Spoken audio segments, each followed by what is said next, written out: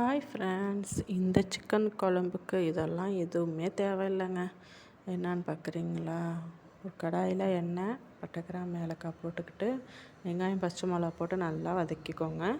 நல்லா ப்ரௌனிஷ் ஆனதுக்கப்புறம் தக்காளியை போட்டு நல்லா வதக்கிக்கோங்க. தக்காளி வதங்கிட்டுருக்கும் போது ஒரு ஸ்பூன் போல் இஞ்சி பூண்டு பேஸ்ட் ஆட் பண்ணிக்கோங்க. தக்காளி நல்லா வதங்கும் போதே கொஞ்சமாக உப்பு சேர்த்துக்கிட்டிங்கன்னா சீக்கிரமாக தக்காளியும் நல்லா வதங்கிடும்.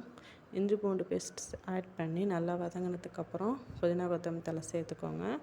புதினா கொத்தமல்லி இலை சேர்த்துக்கிட்டதுக்கப்புறம் ஒரு ஸ்பூன் மிளகாய்த்தூள், ஒரு ஸ்பூன் ஜீரகத்தூள், ஒரு ஸ்பூன் மிளகுத்தூள், கொஞ்சமாக மஞ்சத்தூள், ஒரு 2லேருந்து 2.5 ஸ்பூன் வரை கொத்தமல்லி தூள் சேர்த்துக்கோங்க. மல்லித்தூள் சேர்த்துக்கிட்டு நம்ம வாஷ் பண்ணி வச்சுருக்க சிக்கன் அதில் ஆட் பண்ணி நல்லா கலந்து விட்டுக்கோங்க. நல்லா கலந்துக்கும் பொழுது தேவையான அளவு உருளைக்கிழங்கு அரிஞ்சு அதில் போட்டுக்கோங்க.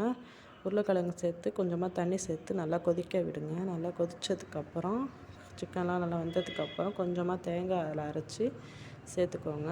சூப்பரான டேஸ்ட்டில் இருக்கும், சிம்பிளாகவும் இருக்கும். நம்ம அந்த பொருள் மசாலா ஸ்பைசஸ் எதுவுமே வறுத்து அரைச்சி சேர்க்கறத விட இது நல்லாவே இருக்கும்.